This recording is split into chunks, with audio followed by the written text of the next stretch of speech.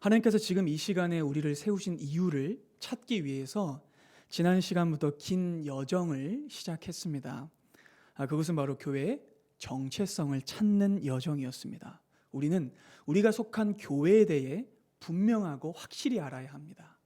교회라는 이름의 뜻은 무엇이며 또 언제 시작되었고 무엇을 위해 세워졌으며 그리고 무엇보다 왜 여전히 교회에는 존재해야 하는가에 대한 질문에 우리는 반드시 대답해야 합니다.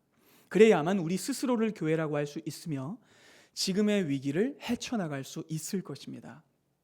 그래서 우리 버금교회는 바로 이 첫 지점부터 교회의 정체성을 묻고 그 내력을 자세히 미루어 살피며 서두르지 않고 기초공사를 그리고 성전 건축을 해나가려고 합니다. 이 작업은 묵은 땅의 기경이기도 하고 농사를 위한 씨 뿌리기이기도 하며 기초 군사훈련이기도 합니다. 그 영광스러운 여정을 여러분들과 함께 할 수 있어서 참으로 기쁩니다.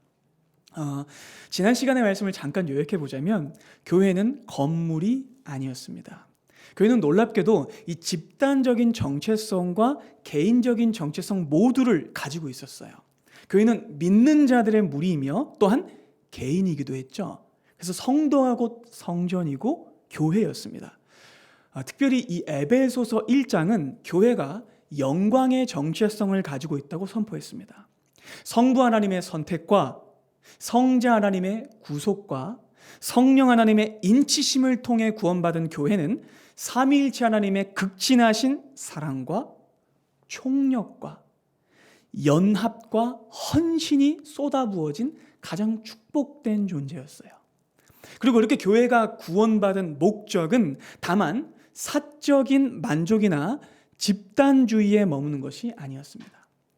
본질적으로 교회는 충만함의 공동체입니다. 그러니까 내적으로 충만해져서 외적인 충만을 발현하는 것이 교회예요. 그 말인즉슨 내적으로 하나님의 충만하심을 받아서 외적으로 하나님의 충만하심을 텅 빈 세상에 나가 공허한 사람들의 마음속에 전해야 하는 교회. 그래서 교회는 하나님의 충만이었습니다. 교회가 아니오는 절대로 세상이 충만함을 얻을 수 없고 오직 교회를 통해서만 공허한 사람들의 심령이 채워질 수 있어요. 그래서 우리는 이 위대한 교회의 정체성을 그리고 사명을 본격적으로 살펴보려고 하는 겁니다. 만만한 과정이 아닐 거예요. 왜냐하면 우주적 규모인 교회를 근원부터 자세히 미루어야 하기 때문이죠. 미루어서 살펴봐야 하기 때문이죠. 그럼 잠실의 롯데타워가 총 129층이랬는데 거기 다 살펴보는데 얼마나 걸릴까요? 저는 안 갈랍니다. 시간이 없어요. 여러분, 교회는 인간이 지어낸 초고층 빌딩과는 비교할 수 없을 만큼 거대하고 유구하고 유장합니다. 그러니까 이 수천 년의 역사를 가진 교회를 살펴보려면 제법 시간이 걸리겠죠. 하지만 조급해하지 않고 찬찬히 이 교회의 아름다움을 그 실체를 감탄하면서 경탄하면서 찬양하면서 우리 즐기길 원합니다. 그러니까 지각이나 결석하면 안 되겠죠? 한 번 빠지면 몇 개 층이 통째로 날아가 버리는 거예요. 온라인도 출석 체크하겠습니다. 청강은 허용됩니다. 자, 여러분, 그래서 이 시리즈 설교의 주제는 구속 역사를 토바보며 교회를 묻다입니다. 부제는 창조부터 종말까지 그 사이의 버금교회예요. 우리는 이 시간을 통해 하나님의 구원을 그 실패하지 않는 역사를 목격할 겁니다. 뿐만 아니라 아름다운 공동체로 우리를 세워가시는 하나님을 서로의 모습 안에서 발견하게 될 거예요. 그리고 그렇게 버금교회가 하나님만 기뻐하는 교회로, 하나님이 기뻐하시는 교회로 세워져 나갈 것을 믿습니다. 아멘이시죠? 자, 그러면 오늘 말씀 속으로 한번 들어가 보겠습니다, 여러분. 자, 우리는 교회의 역사를 살피고 있죠. 그러면 교회의 역사가 언제부터 시작일까요? 예수 그리스도의 십자가 죽으심과 부활하심을 교회의 시작점으로 일반적으로 봅니다. 여러분, 그렇죠? 예수 그리스도의 죽으심과 부활로 교회가 잉태되었으니까요. 대략 2000년쯤 되는 거죠. 우리는 그래서 이 교회라는 모임과 근원과 성질이 그리스도의 죽으심 이후에 생긴 거다라고 생각하기 쉬워요. 근데 여러분 그렇지 않아요. 교회 역사는 그것보다 훨씬 깊습니다. 초대교회에 불세출의 설교 한 편을 남기고 순교한 스데반, 그 스데반의 설교에서 우리는 교회의 연원을 찾아볼 수 있어요. 그는 초대교회 7 일꾼 중에 하나였는데 성령과 지혜가 충만한 사람이었고 무리 중에 크게 칭찬받는 자였습니다. 스데반은 성령과 지혜를 통해서 구약의 역사를 꿰뚫고 있고 깊이 이해하고 있던 사람이었어요. 그래서 그는 이 설교를 통해서 이스라엘의 역사를 총정리해 줄 뿐 아니라 하나의 주제로 그 역사를 한 번에 관통합니다. 그 사도행전 7장에서 바로 이 위대한 설교가 기록되어 있는데 그 중에 핵심 표현이 7장 38절에 등장합니다. 함께 보실까요? 읽겠습니다. 시내 산에서 말하던 그 천사와 우리 조상들과 함께 광야 교회에 있었고 또 살아있는 말씀을 받아 우리에게 주던 자가 이 사람이라. 깜짝 놀랄 표현이 등장합니다. 무슨 교회가 등장해요? 광야 교회가 등장해요. 그러니까 이 말인즉슨 교회가 다만 예수 그리스도의 부활하심 직후에 생겨난 것이 아니라는 뜻입니다. 교회는 이미 오래전부터 존재했으며 구약과 이스라엘의 역사가 실은 교회의 역사라는 거죠. 스데반은 이 설교를 통해서 아브라함부터 시작하여 이삭, 야곱을 지나 모세까지 오는데 이 지난 역사를 총정리해 주면서 모세와 그 모세가 살던 시기의 사람들을 칭할 때에 민족이라고 부르지 않아요. 나라라고 부르지도 않습니다. 스데반은 뭐라고 부르죠? 교회라고 불러요. 그러니까 교회가 이미 존재했다는 거죠. 구약에. 그리고 스데반만 이렇게 말하는 것이 아니었습니다. 사도 바울 역시 교회라는 표현만 사용하지 않았을 뿐 구약이 이스라엘이 교회였다라고 말해요. 고린도전서 10장을 보겠습니다. 형제들아 나는 너희가 알지 못하기를 원하지 아니하노니 우리 조상들이 다 구름 아래에 있고 바다 가운데로 지나며 모세에게 속하여 다 구름과 바다에서 세례를 받고 다 같이 심령한 음식을 먹으며 다 같은 신령한 음료를 마셨으니 이는 그들을 따르는 신령한 반석으로부터 마셨음에 그 반석은 곧 그리스도시라. 놀랍습니다, 여러분. 사도 바울은 이스라엘의 조상들이 광야에서 겪은 일을 교회가 자랑하는 두 가지의 성례, 성찬과 세례로 설명해요. 그는 출애굽한 구약의 성도들이 구름과 바다에서 무엇을 받았다고요? 세례를 받았다라고 말해요. 홍해를 건넌 것이 세례라는 것이죠. 또한 다 같이 신령한 음식을 먹었다라고 말합니다. 만나가 성찬이라는 거죠. 또한 그들이 신령한 반석으로부터 신령한 음료를 마셨다고 하는데 깜짝 놀랄 지점입니다. 그 반석이 곧 그리스도시다라고 말해요. 놀라운 지점입니다. 구약의 성도들 역시 생명수를 누구로부터 얻은 거예요? 예수를 통해서 얻은 거예요. 구약의 이스라엘은 교회입니다. 깨달으십니까, 여러분? 이 외에도 구약을 이스라엘을 이 교회로 설명하는 구절은 참 많아요, 여러분. 그래서 구약과 신약은 연속성과 통일성을 가지고 있어요. 본질적으로 이 구약과 신약이 같은 이야기를 하고 있으며 같은 주제와 목적을 가지고 있다는 뜻입니다. 여러분, 성경은 두 개의 언약으로 이루어져 있죠. 하나는 구약, 하나는 신약. 구약은 뭐예요? 옛 언약. 신약은 새 언약인데 그 언약이 결국 누구를 말씀하죠? 예수 그리스도를 말씀하죠. 구약은 오실 메시아, 신약은 뭐예요? 오신 메시아. 근데 하나 더 있어요. 또 오실 메시아예요. 깨달아지시죠? 여러분, 이처럼 구약과 신약의 역사는 한 역사예요. 그래서 교회의 역사는 신약 이후에 2000년에 국한되지 않는 거예요. 교회 역사는 구약으로부터 시작하며 우리가 생각하는 것보다 훨씬 깊고 유구하며 풍성합니다. 그렇다면 여러분, 이 교회가 구약으로부터 시작됐다고 하면 그럼 왜 교회가 시작된 걸까요? 하나님은 왜 그들을 교회로 부르신 걸까요? 우리는 이 질문을 지금 하고 있습니다. 스데반은 자신의 설교에서 하나님이 그들을 교회로 부르신 이유를 이렇게 설명합니다. 7절 보겠습니다. 사도행전 7장 7절. 또 이르시되 종 삼는 나라를 내가 심판하리니 그 후에 그들이 나와서 이곳에서 나를 섬기리라 하시고. 여러분, 교회가 부름받은 이유가 뭐라고요? 하나님을 섬기기 위해서입니다. 여호와 하나님을 섬기기 위해서 교회는 선택받은 거예요. 하나님이 모세를 바로에게 보내셔서 이스라엘을 해방시킨 이유가 바로 이 이유 때문이었어요. 원문도 볼까요? 출애굽기 3장의 원문입니다. 하나님이 말씀하십니다. 내가 반드시 너와 함께 있을 것이다. 내가 그 백성을 애굽에서 인도하여 낸 후에 너희가 이 산에서 하나님을 섬기리니 이것이 내가 너를 보낸 증거니라. 자, 하나님이 구약 교회를, 광야 교회를 선택하고 부르신 이유가 하나님을 섬기게 하시기 위해서라고 말씀합니다. 분명히 말하자면 섬김의 대상을 바꾸기 위해서입니다. 자, 여러분, 이전에는 그들이 누구를 섬겼죠? 애굽을 섬겼죠. 바로를 섬겼죠. 그런데 이후로는 누구를 섬겨야 돼요? 하나님을 섬겨야 돼요. 그래서 그들을 어린 양의 피로 값을 주고 사서, 죽음의 값을 주고 사서 그들을 하나님의 자녀로 삼으신 거예요. 그러니까 하나님께서 사셨으니 더 이상 그들은 바로를 섬기면 안 되는 겁니다. 세상을 섬기면 안 되는 거예요. 이처럼 여러분, 구원은요, 소속이 바뀌는 거예요. 섬김의 대상이 바뀌는 것이 구원입니다. 특별히 이 섬기다라는 동사는 여러분 종종 들어보셨을 수도 있어요. 아바드라는 히브리어 동사입니다. 이 아바드라는 말은 봉사하다, 섬기다, 예배하다라는 말인데 우리가 오늘 본격적으로 많이 살펴볼 단어입니다. 광야교회는 하나님을 아바드하기 위해서 부름받았어요.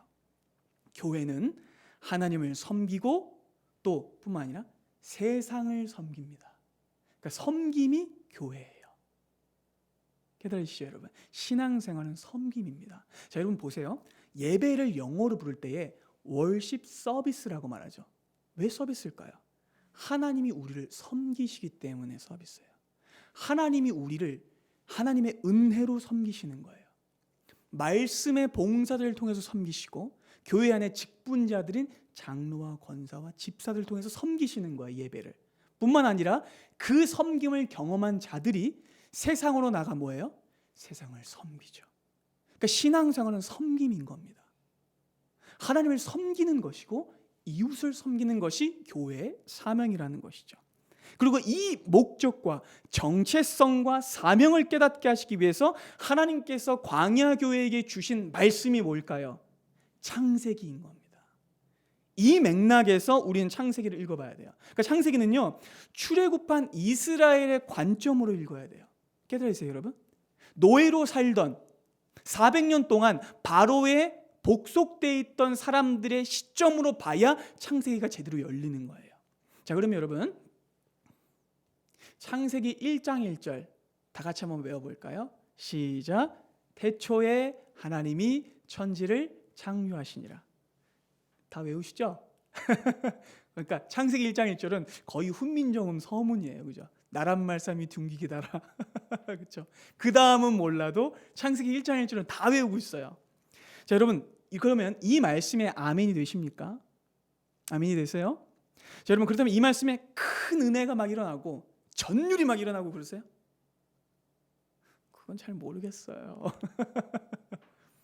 자, 여러분, 우리는 이 구절에 너무 익숙해요. 그죠? 그리고 잘 알고 있다고 생각합니다. 그래서 오히려 이 말씀 안에 담겨진 어마어마한 의미를, 그 은혜를 잘 누리지 못해요. 사랑하는 여러분, 하나님께서 태초에 말씀으로 천지를 창조하셨다는 이 말씀의 선언은 당시 출애굽한 이스라엘 백성들에게 천지가 개벽할 충격적인 선언이었어요.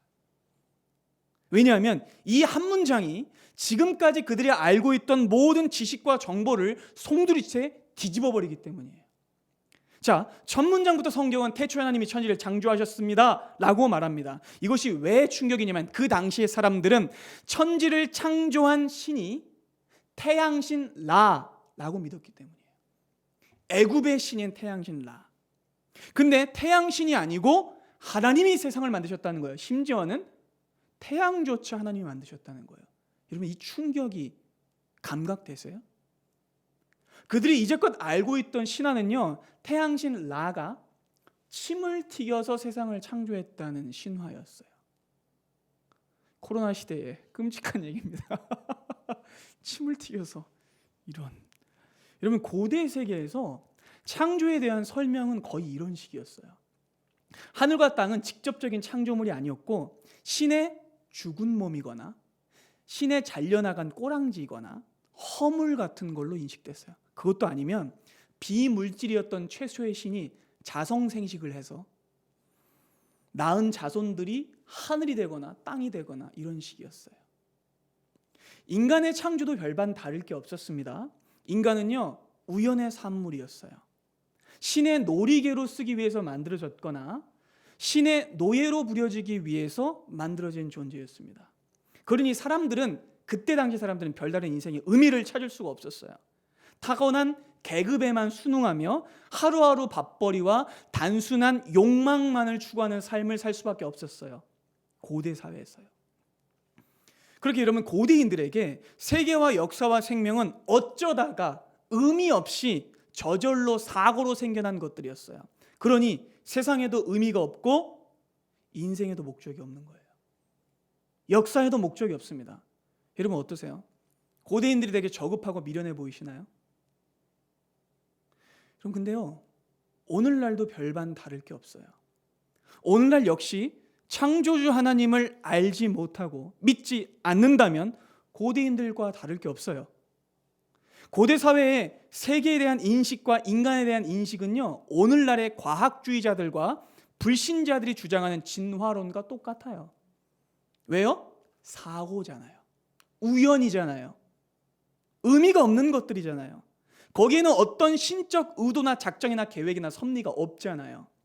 빅뱅 이론과 진화론에 입각해서 세상을 보면요 세상은 다 우연인 거예요. 의미가 없는 거예요. 그렇기 때문에 역사는 다만 어느 한 유명한 그 불신 그 과학자가 말하는 것처럼 여러분 역사는요 그들의 말에 의하면 다만 생존을 위해서 투쟁하는 이기적 유전자들의 싸움일 뿐이에요. 그렇죠? 과학은요 답을 주지 못해요. 인간과 영혼과 생명과 사랑에 대한 대답을 해주지 못합니다. 삶과 죽음의 이유에 대해서도 말해주지 못해요. 그것은 다만 실험과 관측으로 증명된 법칙에 대한 지식일 뿐이죠. 근데 여러분 현대사회의 과학과 고대사회의 신앙이 정말 다른가요? 똑같습니다. 그러니까 현대사회와 과학주의가 추구하는 것 역시 하나님이 없는 세계죠. 그렇기 때문에 오늘날의 사람들 역시 다만 자본주의 세계 안에서 먹고 사는 데만 몰두하는 거죠. 현실에 목매고 본성에 끌려다니며 다만 남들보다 돈 많이 벌어서 등 따시고 배부르게 사는 것, 남들보다 먼저 좋은 차 타고 좋은 집에 사는 것, 그것이 인생의 유일한 목적이 되어버리는 거죠. 그러니 여러분 오늘날 우리에게도 이 창세기가 필요한 겁니다. 왜요? 인생의 목적을 찾기 위해서. 인간의 생명의 진정한 의미를 깨우치고 세계와 역사와 생명에 대한 참된 지식을 가지기 위해서 우리는 창세기를 읽어야 되는 겁니다. 창세기가 오늘 이 시간 우리에게 주는 충격은 당시에 출애굽한 광야교회 성도들에게 주는 충격과 동일해야 합니다. 여러분 당시 고대인들이 가지고 있었던 세상에 대한 설명은요 고작 폭력, 살인, 부정, 음란, 유혈이 낭자한 저질스러운 이야기였어요. 그들에게는 선한 신이 없었어요. 목적을 가진 신이 아니었어요. 사람을 존중하고 사랑하는 신은 없었어요. 그런데 그토록 패배적인 생각과 욕망적 세계관이 전부인 시대에 혁명적인 이야기가 떨어지는 거예요. 창세기를 통해. 여러분 그래서 창세기 1장 1절이 충격인 거예요. 그들은 듣도 보도 못했던 말씀을 들어요. 세상과 인간에 대한 인식이 박살나는 겁니다. 성경은 당시 흔했던 신화적 설명이나 조잡한 설득 같은 거 안 해요. 그리고 딱 한마디로 성경을 시작합니다. 태초에 하나님이 천지를 창조하시니라. 성경은 하나님만이 영원히 선지하셨고 홀로 계셨으며 말씀으로 세상을 창조하셨다고 선언해요. 설명하지 않습니다. 창세기는 그렇게 저질스러운 고대 신화들과는 완전히 달라요. 거기에는요 목적이 있고 질서가 있고 의미가 있고 영광이 있습니다. 성경은요 애굽 신화처럼 그냥 막연하게라도 창조 세계가 하나님으로부터 발산되거나 유출된 게 아니라고 말해요. 성경은 창조 세계가 하나님의 분명한 의지와 작정과 계획의 실제적인 결과물이라고 말합니다. 또한 인간도 어쩌다가 만들어진 생물이 아니며 창세 전부터 분명한 목적을 가진 하나님께서 신적 작전과 계획을 통해 만드신 존귀한 인격체라고 말합니다. 그러니 여러분, 창세기가 혁명인 것이죠. 아멘이 되세요?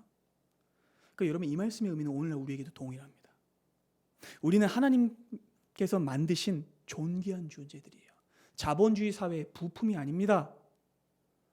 우리 하나님께서는 하나님의 영광에 우리를 참여시키기 위해서, 그의 충만함으로 우리를 충만하게 하시기 위해서 말씀으로 온 천지를 창조하셨습니다. 그런지 우리 삶의 진정한 의미와 이유를 찾기 위해서 우리는 창세기로 돌아가야 하는 것이죠. 창세기는 이스라엘 백성에게 이렇게 말씀합니다. 너희는 원래 노예가 아니었다. 너희는 원래 존귀한 존재였다. 그러나 죄 때문에 너희가 실패했고 노예의 처지가 되어버렸다. 그러나 어린 양의 피로 구속받았으니 이제는 소속이 바뀌었으니 여호와를 섬기며 살아라 라고 말씀하는 겁니다. 자, 이 질문은, 이 선언은 오늘 우리에게도 동일합니다. 창세기는 오늘 이 시간 우리에게도 똑같이 말씀합니다. 여러분은 더 이상 세상의 노예가 아닙니다. 하나님의 존귀한 사랑을 받은 존재입니다. 그러니 어린 양 예수의 피를 의지하며 구속함을 받고 이제부터 하나님만을 섬기며 하나님만을 예배하며 사셔야 됩니다. 그것이 창세기가 오늘 이 시간 우리에게 말하는 말씀입니다. 그렇게 하나님께서는 태초에 말씀으로 천지를 창조하셨어요. 분명한 목적을 가지고요. 창세기 3장 8절을 보시면 하나님께서 날이 저물고 서늘해졌을 때 아담과 하와와 대화하려고 에덴 동산을 거니시는 모습이 등장합니다. 함께 보실까요? 창세기 3장 8절입니다. 그들이 그날 바람이 불 때 동산에 거니시는 여호와 하나님의 소리를 듣고. 여러분, 이 구절을 볼 때 우리는 하나님께서 창조하신 에덴 동산이 하나님께서 친히 거니시는 곳이고 창조하신 사람들과 관계 맺으시는 장소라는 것을 깨달을 수 있어요. 그럼 무슨 뜻일까요? 에덴 동산이 하나님과 사람이 만나는 곳이라는 뜻입니다. 자, 다시 바꿔서 얘기할까요? 에덴 동산은 하나님과 사람이 만나는 곳이기 때문에 성전입니다. 깨달아주세요. 여러분, 이 지점은 매우 중요합니다. 앞으로 우리는 교회라는 렌즈를 통해서 이 성경 역사를 살펴볼 텐데, 그때마다 우리가 반복적으로 만나게 될 주제가 뭐냐면 성막과 성전이에요. 성막과 성전은 여러분 모두 어떤 장소입니까? 한마디로 얘기해 봅시다. 성전과 성막은 죄인된 인간이 하나님을 만나는 장소죠. 아멘. 그런데 여러분, 인간이 범죄하기 전에 아담과 하와는 에덴에서 하나님을 어떻게 했어요? 수시로 만났어요. 깨달으십니까? 그러니까 에덴이 뭐예요? 성전인 것이죠. 하나님이 창조하신 온 세상이 성전이라는 겁니다. 하나님께서 인간을 지으신 이유도 그 성전에서 하나님을 찬양하고 하나님을 예배하고 하나님을 섬기게 하시기 위해서 하나님은 천지를 창조하신 거예요. 에덴은요, 성전입니다. 그렇기 때문에 재밌게도 이후에 등장하는 성막과 성전의 모든 개념들은요, 무엇을 따르고 있을까요? 에덴의 이미지를 따르고 있어요. 굉장히 중요합니다. 에스겔서에 등장하는 성전 환상을 한번 보실까요? 에스겔서 47장 1절 보겠습니다. 그가 나를 데리고 성전문에 이르시니 성전의 앞면이 동쪽을 향하였는데 그 문지방 밑에서 물이 나와 동쪽으로 흐르다가 성전 오른쪽 제단 남쪽으로 흘러내리더라.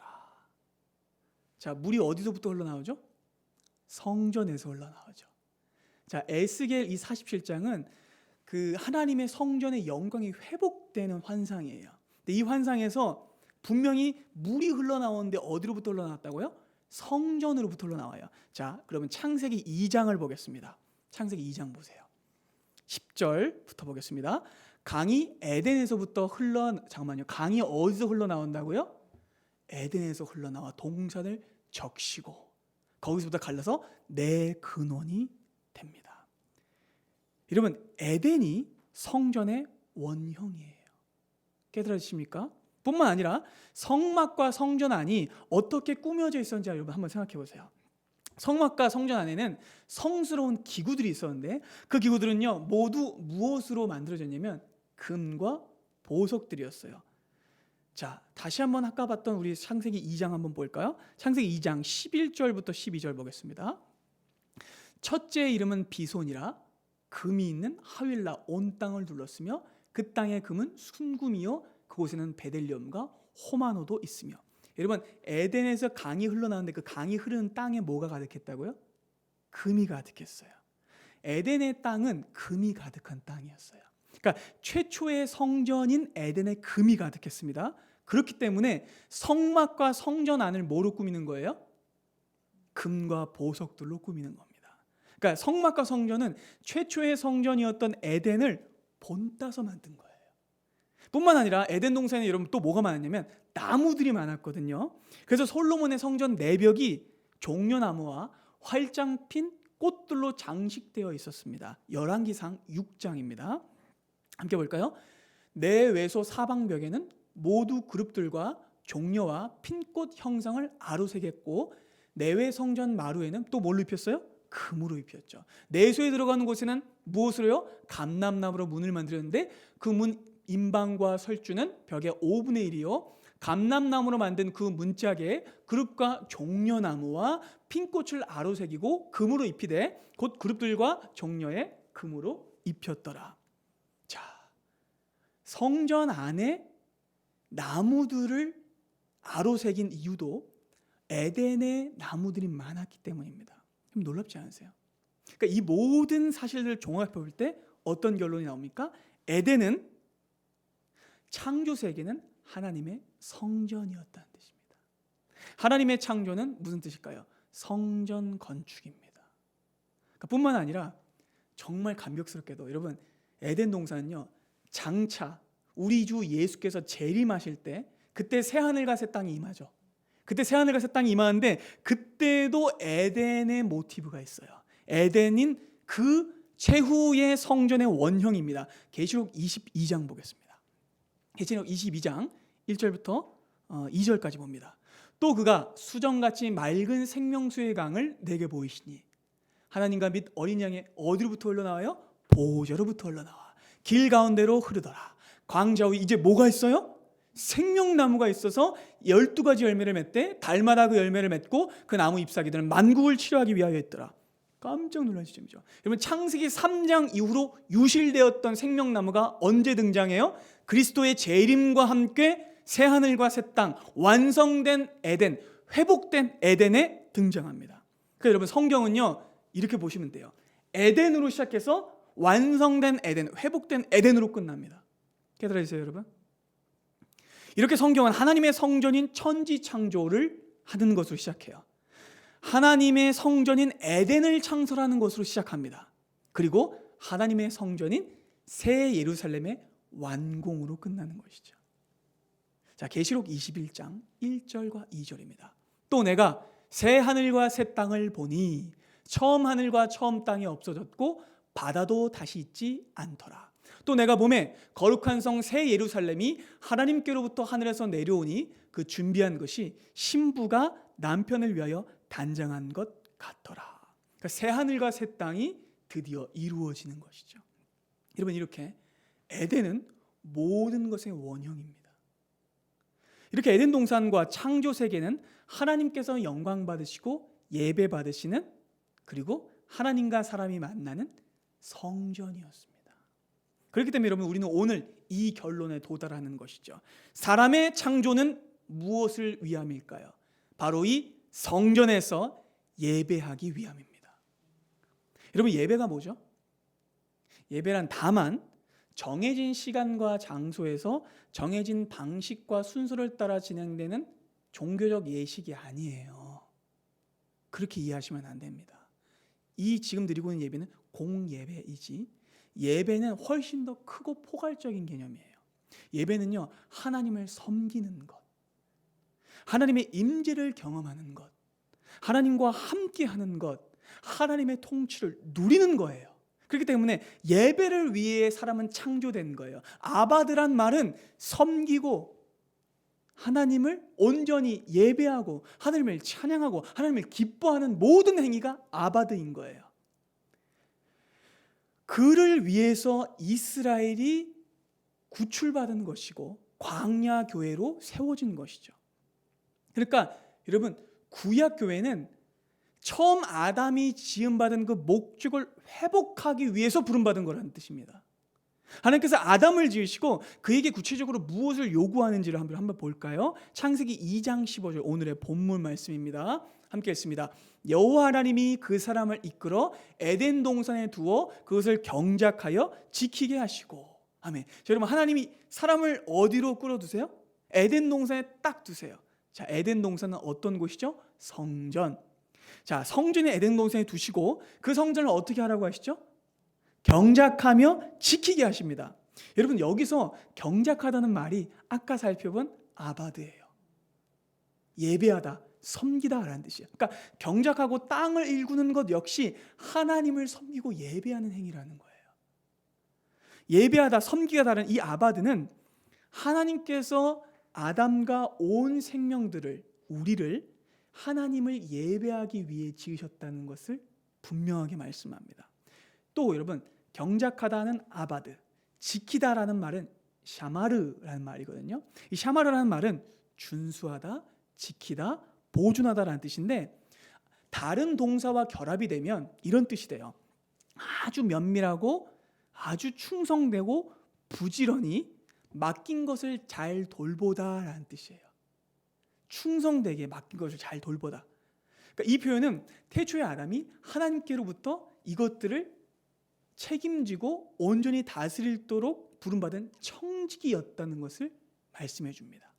그러니까 여러분, 인간은요, 아까 우리가 잠깐 이 애굽과 고대 신화를 통해서 살펴봤던 것처럼 인간은 노예로서 비참하고 처절하게 매일마다 노역을 해야 되는 존재가 아니었어요. 인간은 신의 통치에 참여하기 위해 지어진 존재들이에요. 하나님을 섬기고 하나님을 사랑하고 하나님께서 주신 것을 아름다운 청지기로, 부책임자로, 버금으로써 수행하는 하나님의 온전한 청지기였다는 뜻입니다. 태초 아담은 그렇게 영광스러운 청지기로 신의 대리 통치자로 부름받았습니다. 그러니까 어떤 역할이에요? 총리 같은 역할이죠. 왕은 아닙니다. 그러나 왕 밑에 있는 부책임자예요. 그러면 여러분, 왕 밑에 있는 부책임자에게 제일 중요한 건 뭡니까? 떵떵거리면서 권력을 행사하는 건가요? 아니요. 그럼 우리가 대통령을 왜 뽑습니까? 좋은 차 타라고요? 경호받으라고요? 넓은 집에 살라고요? 아닙니다. 대통령을 왜 뽑죠? 잘 다스리고 책임지라고. 그렇죠. 하나님께서 우리 인간을 지으시고 우리에게 이 놀라운 영광의 특권을 주신 이유도 잘 다스리고 지키고 책임지라는 뜻입니다.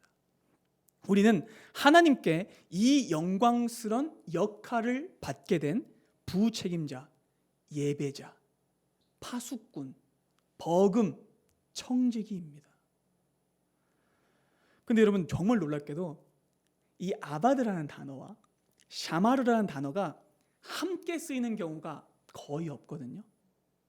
아담에게만 일단 쓰였어요. 근데 놀랍게도 아담을 제외하고 어느 한 집단이 유일하게 아바드와 샤마르를 같이 쓰는 집단이 있어요.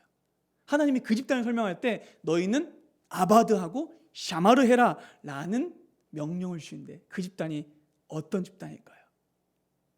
놀랍게도 그 집단은 레위인들입니다. 깨달으십니까, 여러분? 구약 성경 중에 이 아바드라는 말과 샤마르라는 말을 함께 쓰면서 소개하는 사람은 오직 레위인들. 레위인들은 어디에서 봉사했어요? 성전에서 봉사했죠. 성전을 섬기고 지켰던 레위인들만 아담과 똑같은 아바드와 샤마르를 써요. 놀라운 지점입니다. 그 말인즉슨 아담과 레위인이 같은 역할을 맡았다라는 뜻이에요. 아담은 모든 사람을 대표합니다. 그렇죠? 뿐만 아니라 아담은 사람이 창조된 이유를 보여주는 자예요. 아담은 뭐 하기 위해서요? 아바드하고 샤마르 하기 위해서 하나님께 지음받았어요. 똑같습니다. 여러분, 레위인들은 이스라엘 전체의 대표예요. 그리고 성도가 어떻게 살아야 하는지를 보여주는 자죠. 레위는 어떻게 살아야 됩니까? 하나님을 아바드 예배하고 섬기며 하나님께서 맡기신 것을 샤마르 지키고 준수해야 합니다. 사랑하는 여러분, 우리 모두는 하나님을 예배하고 맡기신 것을 지키기 위해 부름받은 자들이에요. 여러분들은 아바드와 샤마르의 사명을 받아 누려야 합니다. 하나님을 기뻐하고 하나님을 찬양하며 하나님께서 나에게 맡기신 삶의 영역들을 여러분 선하게 다스리셔야 돼요. 정직이적 삶을 살도록 우리는 부름받았습니다. 이것이 우리 삶의 목표이며 이것이 우리의 명예입니다. 대단한 것, 놀라운 것, 큰 것 아니, 하나님께서 맡긴 것에 충성하는 것이 우리의 역할입니다. 오직 맡은 자에게 구할 것은 충성입니다. 작은 것에도 충성하지 못한다면 큰 것에도 충성하지 못합니다. 무슨 대한민국을 주십시오, 세계를 주십시오, 그 기도하지 마세요. 기도하지 마시고 일단 가족들한테 잘하세요. 주위에 있는 사람들에게 친절하게 대하시고 내가 맡겨진 나의 자리, 매일 만나는 사람들에게 친절과 사랑과 하나님의 은혜를 베푸십시오. 그것이 아바드이며 샤마르입니다. 그것이 하나님을 예배하는 거예요. 왜요? 여러분의 삶을 통해 하나님이 영광 받으시니까요. 여러분, 우리는 이것을 위해서 부름받았습니다. 우리 장로교회의 자랑인 웨스트민스터 신앙고백서가 있고 웨스트민스터 대요리 문답, 소요리 문답이 있는데 그 대요리 문답의 1문이 뭔지 아세요? 1문. 제일 중요한 질문이겠죠. 함께 보겠습니다.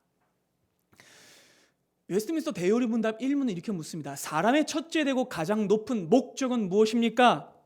뭐라고 대답하시겠습니까? 여러분들. 자, 웨스트민스터 소요리 문답, 대요리 문답 1문은 이렇게 대답합니다. 사람의 첫째 되고 가장 높은 목적은 하나님을 영화롭게 하는 것과 영원토록 하나님을 즐거워하는 것입니다. 아멘이 되십니까, 여러분? 하나님을 즐거워하는 것 말고 여러분 삶의 목적이 있습니까? 아니요, 있어서는 안 됩니다. 그것만이 우리 인생의 유일한 목적이 되어야 합니다. 이것이 우리의 삶의 유의며 첫째고 가장 높은 목적입니다. 사랑하는 여러분, 그러니 하나님을 예배하시고 하나님을 기뻐하십시오. 그래, 하나님께서 맡기신 것에 충성하십시오. 먹든지 마시든지 무엇을 하든지 하나님의 영광을 위하여 하십시오. 사도 바울의 이 권면은 아담에게 주셨던 말씀이기도 합니다. 그리고 우리를 하나님께서 부르신 이유이기도 하죠. 하나님께서는 이스라엘을 광야 교회로 부르셨습니다. 애굽에서 구출해 내셨어요. 왜요? 하나님을 섬기게 하시기 위해서, 지키도록 하시기 위해서, 인간 존재의 목적을 되찾기 위해서입니다. 똑같습니다. 예수께서 2000년 전 이 땅에 오셔서 그 고난과 수치의 십자가를 지시고 죽으신 이유가 무엇입니까? 우리를 아바드하고 샤마르 할 수 있는 하나님의 청지기로, 하나님의 백성으로, 하나님의 자녀로 회복시키시기 위함입니다. 그러니 사랑하는 여러분, 하나님을 기뻐하십시오. 여러분들의 존재 이유와 목적은 하나님을 섬기며 그분이 맡기신 것을 지키는 일입니다. 이 한 주간도 그 창조의 목적과 구속의 목적을 온전히 이루며 오직 하나님께만 영광 돌리며 살아가는 여러분들의 삶이 되기를 소망합니다. 우리 주신 말씀 기억하며 함께 기도하겠습니다.